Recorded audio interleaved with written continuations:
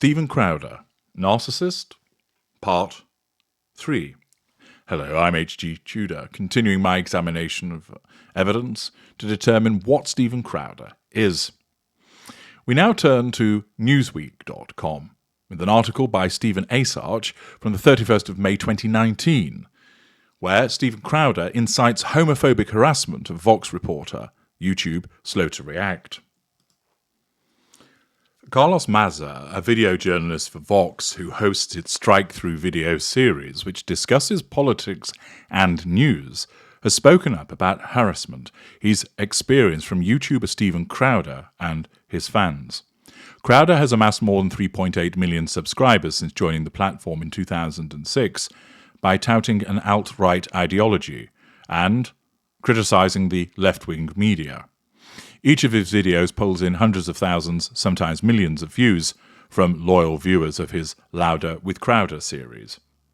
Crowder has made numerous homophobic remarks directed at Mazza in his videos, smearing, lack of emotional empathy, sense of entitlement, referring to him in at least 7 videos as little queer, and saying, "You're given a free pass to be a crappy writer because you are gay." Carlos Mazza stated, "Since I started working at Vox, Stephen Crowder has been making video after video debunking strike-through. Every single video has included repeated overt attacks on my sexual orientation and ethnicity."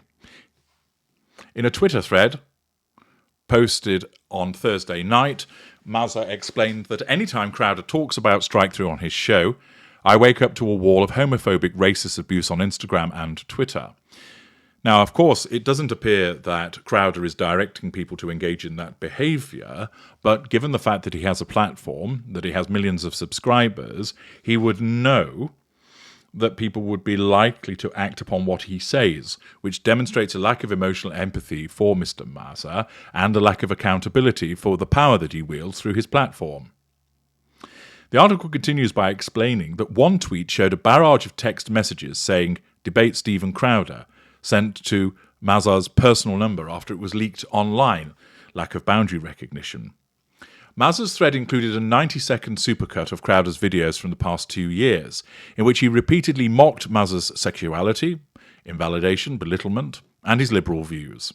In one of Crowder's newer videos, lambasting Vox's critique of how Fox News impacts the larger news cycle, he called Mazza a gay Mexican, gay V-neck, and says, "We just see your irony and mock you mercilessly for it." Insult, smearing.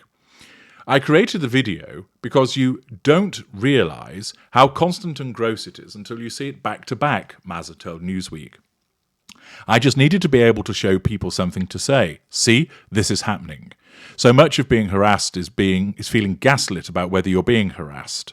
The reason he created the thread was to get YouTube's attention after flagging multiple Crowder videos and seeing no results from the platform. I just got sick of it," Mazza said. "It's wild that so much public pressure needed to get them to enforce their own rules." Mazza tells Newsweek that he first learned of Crowder in 2013 after he tried his hand at comedy and bombed at the American Conservative Union event. "I'm an easy target because I come off as stereotypically gay and make arguments about politics," Mazza said. "I think his fans come after me because they're just following the leader."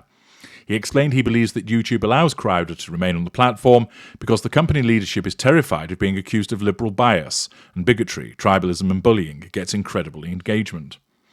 "They convinced I'm a monster, and I don't want to argue that I deserve to be treated with dignity."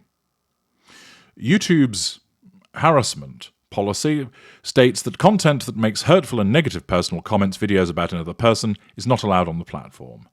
Mazza called out the video hosting service in the Twitter thread for not only allowing Crowder to continue to make content, but also for making money off him. YouTube is designed to give these assholes a megaphone, push new followers in their direction and keep them listening. It's a weapon, Mazza wrote in the thread. Crowder released a video response to Mazza's claims. Now, is this the fact that he feels justified in responding, or is it simply that he subconsciously is experiencing a threat to his control and therefore has to respond to it? He called the situation a giant corporate media entity trying to silence voices they don't like, and a war we will fight to the bitter end. He claimed his homophobic language was playful ribbing. Is this further belittlement and denigrating the individual through saying you're being oversensitive, or was he right? And insisted that it's funny, it's a comedy show, let's be queer is harmless and I enjoy saying it. In Crowder's eyes, it's NBC Universal versus you guys, referring to his fan base. This is David versus Goliath. He seems spooked by the reaction so far, Mazza said about Crowder's video. Crowder did not respond to Newsweek's request for comment. Is that the assertion of control by staying in a position of withdrawal?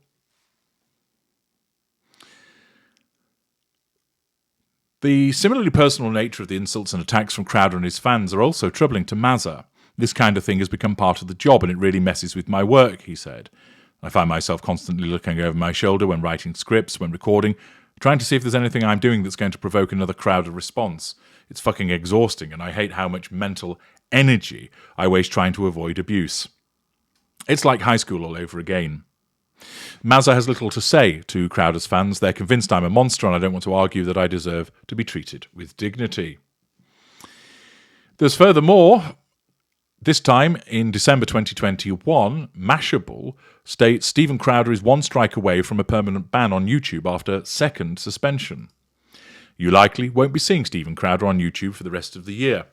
The self-described conservative comedian has once again been suspended from YouTube, receiving his second channel strike in recent months from the platform on Wednesday. According to YouTube's policy, when a channel receives 2 strikes within a 90-day period, they'll not be allowed to post content for 2 weeks. Considering Crowder received his strike on December the 15th, this means that his channel Louder with Crowder won't be able to livestream, broadcast, or upload new material until December the 30th. When a user receives 3 strikes within a 90-day period, YouTube permanently terminates the channel from its platform. Mashable has reached out to Crowder for a statement. Crowder announced the YouTube suspension on his December the 15th show, which was streamed on Rumble, a video platform that has become popular with right-wing internet personalities over the past year. Last night, YouTube sent us the second channel strike, Crowder stated on the show while showing his viewers the suspension message from YouTube. So this is going to prevent us from streaming on YouTube for the rest of the year. Is this Crowder simply pointing out an unfair channel strike against him? Or is it as a consequence of him feeling a threat to control by this channel strike and therefore has to respond on a different channel? The notification that he received, which he put up on Twitter, he stated, well, Rumble it is. And he showed a screenshot of saying, YouTube removed your content. Hi, Steven Crowder, YouTube wrote. Our team has reviewed your content, and unfortunately, we think it violates our hate speech policy. We've removed the following content from YouTube. The left hates Elon Musk because he's too based. Louder with Crowder. Is this an unfair censorship? Or is it the case this is again an individual that speaks out in the way that he does, utilising hate speech, which shows a lack of emotional empathy, a sense of entitlement, poor boundary recognition, and a lack of accountability for his behaviours? The suspension might have been merited, it might not have been merited, but it's another instance of where Crowder has used an online platform and has been determined to act in a hateful way towards somebody else. He stated at the time, as usual, they didn't provide any details for the suspension, he continued. It's one of those things where we could say, we could guess, I mean, take your pick. Although, of course, they did provide details saying which was the offending video, I assume that what he's saying is they didn't give particularization as to what it was about that video in particular which brought about the suspension, which, given my own experience with YouTube, would be commensurate with the way that they function and operate. YouTube provided more details concerning Crowder's second strike and suspension in a statement to Mashable. We've issued a second strike to the Steven Crowder channel for violating our hate speech policy through repeated targeting of the LGBTQ+ community, said YouTube spokesman Jack Malone. Hate speech is not allowed on YouTube, and we remove content or issue other penalties, such as a strike when a creator repeatedly targets insults and abuses a protected group based on certain attributes, such as sexual orientation or gender identity and expression, across multiple uploads. So it would appear that his observations towards the LGBTQ community fell foul of the rules. This again would demonstrate a lack of accountability for his behaviours, an absence of emotional empathy. It also is demonstrative by targeting those individuals of a lack of emotional empathy for them. He may well see that he's justified in what he states. We don't know precisely what it was that was stated, and it might be, of course, that people are overreacting to it and are doing so in a sensitive manner. But the fact is that there are repeated instances here of him falling foul of the rules, which causes us to question his ability to be accountable for his behaviours. More evidence of narcissistic indicators.